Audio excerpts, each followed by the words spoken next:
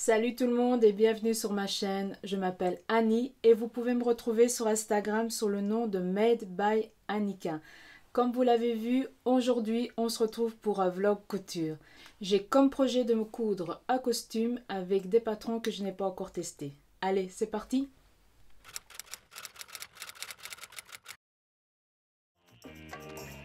Le costume est vraiment la tendance du moment. On en voit partout, que ce soit la version veste-pantalon ou la version veste-short. Pour ma part, je compte coudre la version veste-short dans un tissu dont j'adore la couleur. C'est du lin lavé. Il fait partie des lins lavés que je vous avais présenté lors de mon dernier haul tissu. Et ça, c'est la dernière couleur qu'elle vient de rentrer sur son site. Pour la veste, j'hésite entre deux patrons qui se trouvent dans les magazines Couture Actuelle Extra.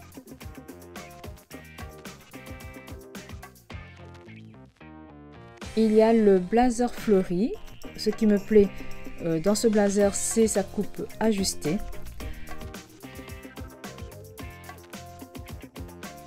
Et il y a aussi le blazer granate qui lui a une coupe un peu plus loose. Je me déciderai au moment où je m'attaquerai à la veste. Par contre, pour le short, mon choix s'est posé sur le patron Bellem de la Maison Fauve. Je vais tout d'abord réaliser des toiles. Les toiles vont me permettre de vérifier mon choix au niveau de la taille, de voir aussi le tombé du vêtement et me permettre aussi de réaliser les petites erreurs lorsqu'on découvre un nouveau patron. Donc voilà, vous savez tout, donc on va passer à la couture. Allez!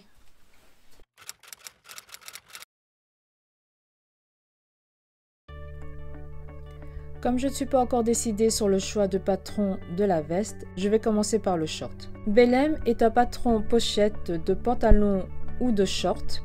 Il a une coupe large, une taille haute avec un dos élastiqué, des plis à l'avant et des larges passants. Il est gradé de la taille 34 à 52 et c'est un niveau de couture avancé. Un tuto vidéo est disponible sur leur site internet ou sur leur chaîne YouTube Maison Fauve.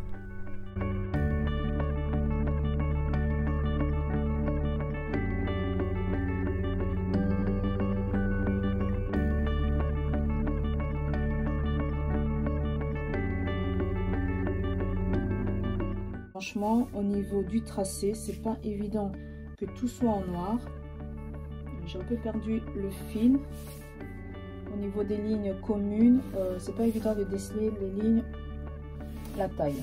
Bon, c'est pas encore trop grave, ça joue à quelques millimètres près, mais bon, ça aurait été bien que ce soit des couleurs différentes. 1, 2, 3. Bon, déjà un petit point, une petite remarque à faire. Au niveau de la planche de patron, le short n'est pas dessiné. Il faut le dessiner par nous-mêmes. J'ai regardé dans le livret d'instructions, il y a toutes les explications pour le faire, mais bon, je trouve ça un peu dommage, à partir du moment où on achète un patron, surtout un patron pochette, de faire une partie du travail. J'espère que ce petit point va être vite effacé et que je n'aurai pas du tout de modifications à faire.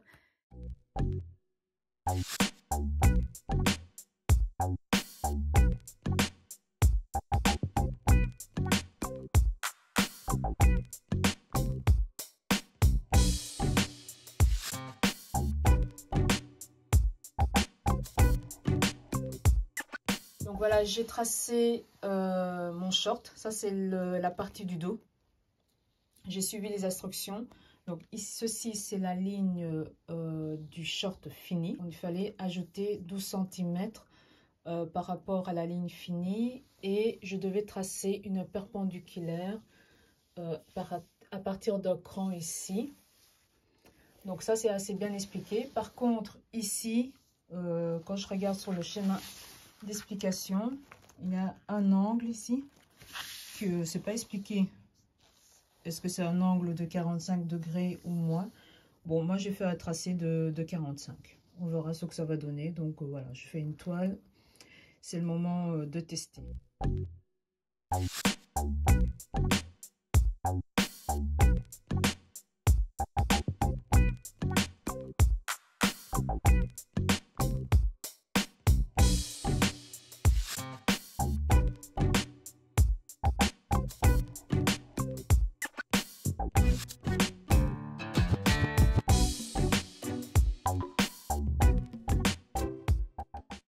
Pour réaliser la toile, donc j'ai découpé les pièces de devant et dos du short, la ceinture et les poches, parce que les poches ce sont des poches à l'italienne, donc j'ai besoin des poches pour réaliser ma toile. Donc les pièces sont découpées, je me lance dans la couture.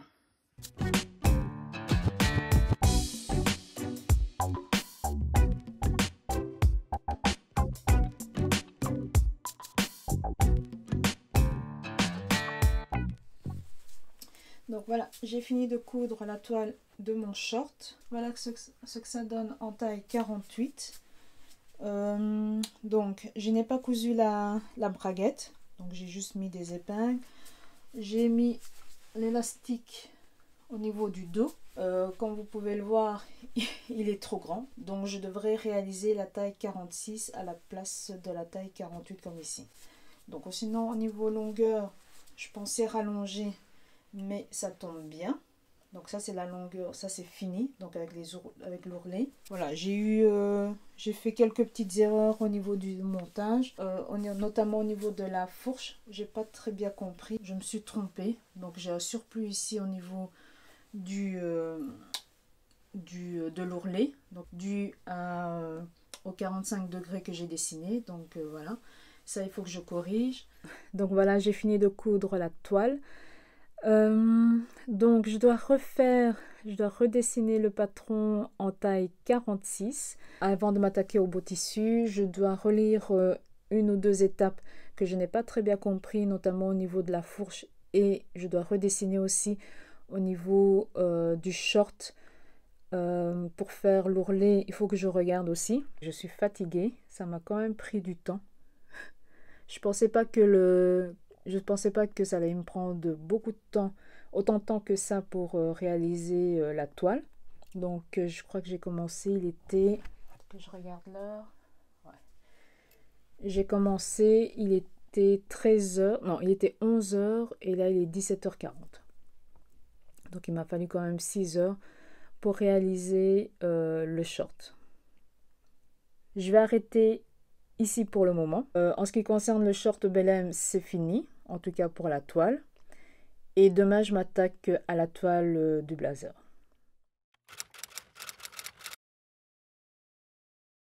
Aujourd'hui, c'est au tour de la veste. Finalement, je me suis décidée de coudre le blazer à fleurs. Parce que comme le short Bel M a déjà une coupe large, je pense qu'avec une veste plus ajustée vers le haut, visuellement, ça sera beaucoup plus harmonieux. Je n'ai pas trouvé beaucoup d'infos sur le magazine Couture Actuelle Extra, mais je pense que c'est au départ un magazine de couture espagnol que l'on a traduit, parce que lorsqu'on regarde les planches de patron, les annotations sont en espagnol. Et il faut aussi savoir que les modèles présents dans le magazine ne sont pas disponibles dans toutes les tailles. Le blazer à fleurs est gradé à la taille 40, 44 et 48. Regardez-moi un peu les explications. Donc, en fait, ici, vous avez tout ce qui est au niveau du matériel, la découpe dans le tissu, donc ça prend tout ça. Ici, au niveau confection, donc ici, au niveau, là, c'est la confection des poches passepoilées. Je pense que c'est l'étape la plus longue au niveau des explications. Donc, tout ça, c'est pour les poches passepoilées. Et là, vous avez l'explication du montage pour le corps de la veste, les manches, et ça, c'est les finitions, et ça, c'est l'ourlet. Donc, tout ça, c'est pour la veste. Donc, au niveau des explications des poches passepoilées, bon, on va dire que les poches passepoilées c'est vraiment le point le plus technique. Donc, je peux comprendre que ce soit quand même assez détaillé. Et le reste, ben voilà, c'est pour le corps pour le reste des étapes, ça se limite à 4 ou 5 lignes. Voilà, la toile de la veste est finie. Et c'est comme vous l'avez vu, c'est un peu grand. Ce qui ne va pas au niveau de la toile, c'est que les épaules sont tombantes. Donc pour moi, elles sont trop grandes. Et c'est vrai que lorsque je mesure sur le patron la longueur de l'épaule pour la taille 48, je suis à 14,5 alors que la mienne fait 13 cm. Donc si je dois la refaire, je pense que je dois la faire à la taille 42. Taille 42, au niveau des épaules, ça ira. Au niveau du tour de poitrine, ça ira aussi. Mais ça sera trop juste au niveau des bras. Ça sera trop serré au niveau des bras. Donc je pense que pour le tour de bras, je vais garder le patron de la taille. Je ferai la taille 46. Bon, il faudra que je chipote un petit peu au niveau de la manche. Mais sinon, au niveau de la coupe, ça a l'air d'être bon. Donc, je vais vite réaliser une seconde toile pour la veste. Je pense que je vais la faire rapidement. Donc, je dois redécalquer et refaire une deuxième toile de la veste. Donc, pas le choix. C'est un peu déprimant. Mais bon, c'est comme ça. Il valait mieux que je fasse. Il valait mieux que je le vois au niveau de ma toile que dans le bon tissu, parce que là je pense que je serais vraiment dégoûtée. Donc je vais prendre mon courage à deux mains, je vais mordre sur ma chic et je vais recommencer.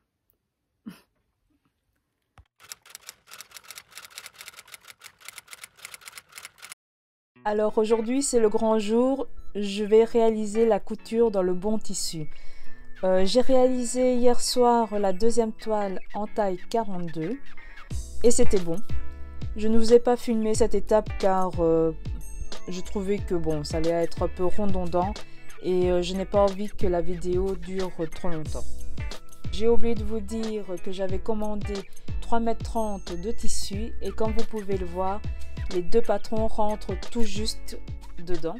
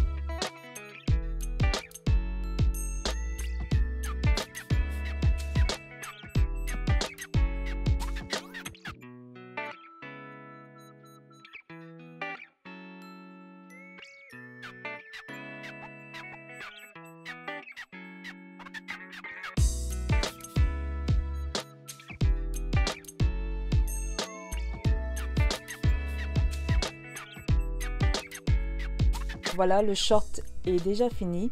Il m'a pas fallu longtemps pour le coudre par rapport à ma toile.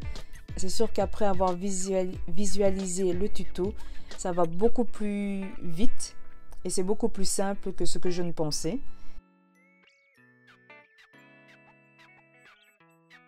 Là, je suis obligée de faire quelques petits points à la main parce que au niveau du crantage, je suis allée trop loin.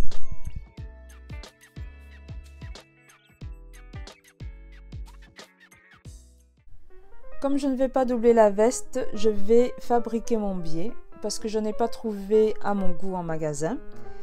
J'ai acheté dernièrement un kit sur AliExpress pour réaliser du biais. Donc j'ai suivi les instructions de Petit Citron pour réaliser du biais en continu.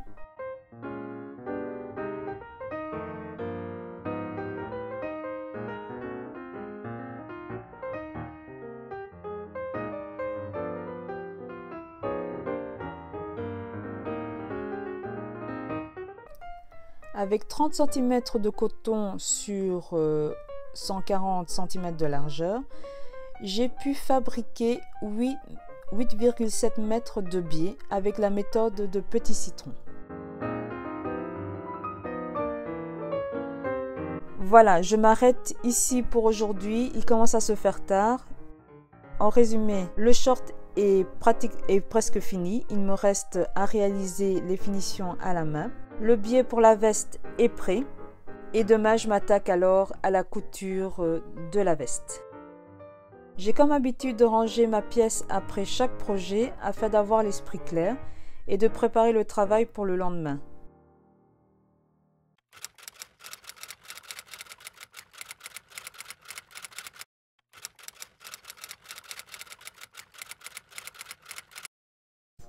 Aujourd'hui, c'est au tour de la veste. Je commence par thermocoller mes pièces, c'est-à-dire la pormenture, le col, les bas du devant et du dos et les manches.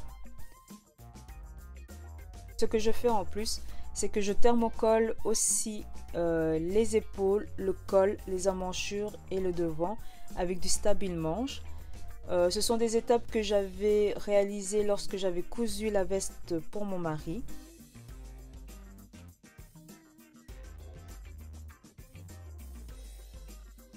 Vous savez que pour moi la pose de biais c'est quand même c'est assez nouveau. Je n'ai pas trop l'habitude avec ça et ça me prend énormément de temps pour faire la pose de biais. Je n'ai pas assez d'expérience là-dedans. Et j'ai investi dans un pied et ça me prend déjà beaucoup moins de temps, ça va beaucoup plus vite et la pose elle est nickel. Franchement je suis contente d'avoir investi dans ce pied. Il coûte un certain prix, je pense que je l'ai acheté à 45 € et il y a possibilité de poser différentes largeurs de biais.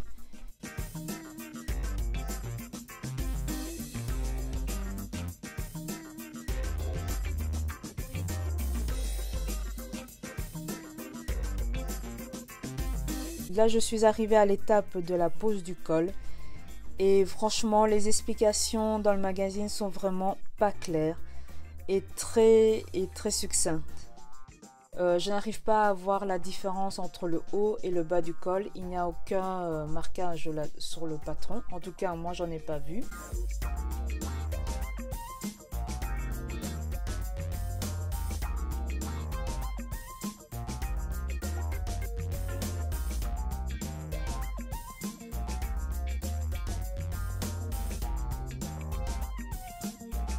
Finalement, j'ai décidé de réaliser le montage du col à ma façon, c'est-à-dire c'est coudre les épaules du devant au dos, je couds les côtés, puis je couds le col inférieur au dos, donc celui du dessous au dos, jusqu'à la marque. Je couds le col supérieur, donc le dessus du col avec la parmenture. Et j'assemble le col parmenture avec le col devant dos. La partie la plus délicate est vraiment la jonction des deux cols au niveau de l'angle. Il ne faut pas aller trop loin. Si vous allez trop loin, le col au niveau de l'angle, il va avoir un pli disgracieux et ça sera pas beau. Si vous allez pas assez loin, l'angle sera beaucoup trop béant et ça sera pas beau non plus. Donc c'est vraiment de la couture de précision et comme vous voyez je chipote, donc il faut défaire au poids près et sécuriser tout ça.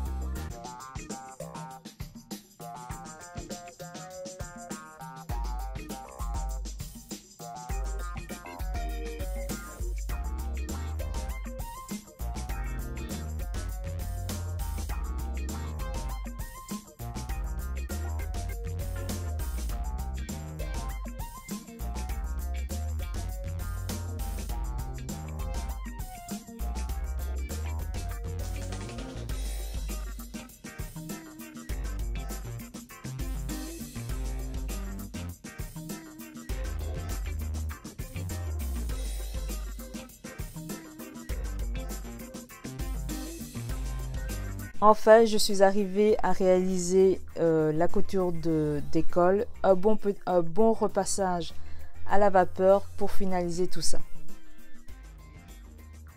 Maintenant que l'étape la plus difficile au niveau de la veste est faite, il suffit de coudre les manches et de réaliser les finitions des ourlets à la main.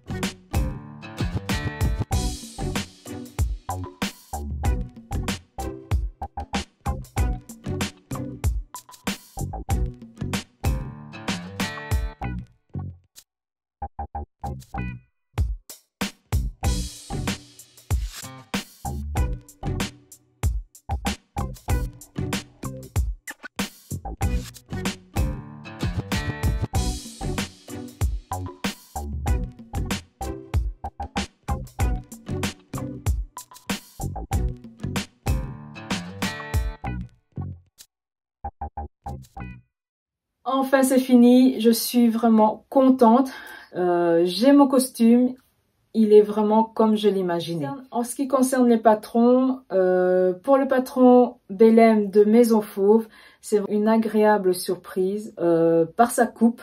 Je pense que la coupe, c'est vraiment ce qu'il me faut et j'ai vraiment hâte de réaliser la version pantalon. Ne faites pas comme moi. N'oubliez pas, il y a un tuto qui est très bien détaillé, très bien expliqué.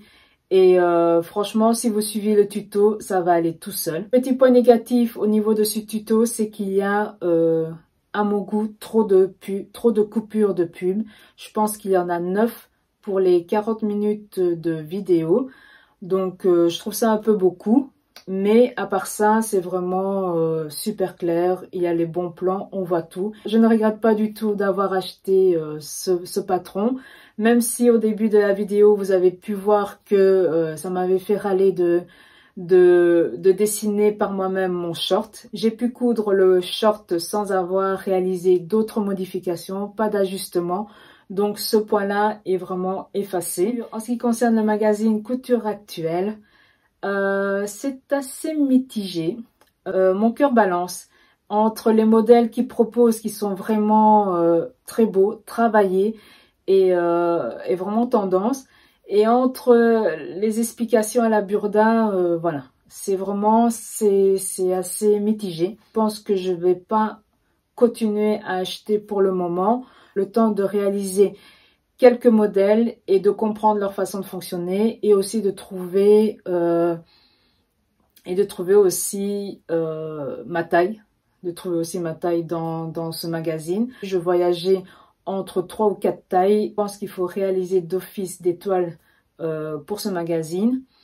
Et c'est vraiment pas un magazine pour les débutantes, je vous le conseille vraiment pas. Ce que j'aimerais aussi ajouter, c'est qu'en voulant ne pas doubler la veste, j'ai été confrontée à plusieurs problèmes que je n'avais pas du tout réfléchi. Donc le premier problème, c'était déjà au niveau des poches. La veste a des poches passepoilées. Et donc moi, en ne voulant pas doubler, l'arrière des poches allait être visible. Donc j'ai pas du tout pensé à élargir la pointure pour cacher l'arrière des poches. Donc c'est pour ça que j'ai posé des poches à rabat. Ce sont des fausses poches à rabat. Et j'ai pris tout simplement les rabats du short Belém. Deuxième point que j'ai rencontré, c'est au niveau de la fente. Donc la veste a une fente, donc d'office il fallait la doubler. Heureusement qu'il me restait du tissu, du coton que j'ai utilisé pour réaliser le biais. Donc j'ai doublé et pour cela j'ai suivi les explications pour lorsque j'avais cousu la veste pour mon mari du livre La couture pour hommes. C'est pas vraiment un problème, mais c'est au niveau esthétique. La veste présente des coupes dans le dos. Le fait d'avoir choisi un biais imprimé et que les bandes se retrouvent l'une à côté de l'autre, je trouvais que ça faisait trop surchargé Et pour calmer un peu le jeu, j'ai tout simplement réalisé un surjet rouloté au niveau des coutures de côté et au niveau des emmanchures. Le dernier souci que j'ai rencontré, c'est au niveau des épaulettes. Ils étaient visibles. Donc ce que j'ai fait, j'ai recouvert tout simplement les épaulettes avec les morceaux qui me restaient de la laver. J'ai recouvert qu'une seule face parce que je n'avais pas assez pour recouvrir le tout. Et comme ça, au moins, ils étaient moins visibles lorsque j'enlèverai ma veste. Donc voilà, tous ces points, c'est vraiment des points que je n'ai pas du tout réfléchi et que je pense que je n'aurais pas pu penser avant de me lancer dans le projet parce que je n'ai pas assez d'expérience dans ce domaine-là. J'espère que cette vidéo vous a plu. Moi, en tout cas, j'ai aimé tourner ce type de vidéo. Ça n'a pas été facile. Je pense que je me suis lancée dans un gros projet, autant pour les patrons que de filmer. Ça me donne envie de vous proposer ce type de vidéo. Je ne sais pas si ça va être, ça sera en fonction de mon envie du moment, en fonction des projets. Ça peut être des gros projets comme des petits projets, mais en tout cas, je pense que je vais recommencer cette expérience. En tout cas, on va se retrouver très vite pour une prochaine vidéo et ça sera pour un bilan couture. Allez, à très vite!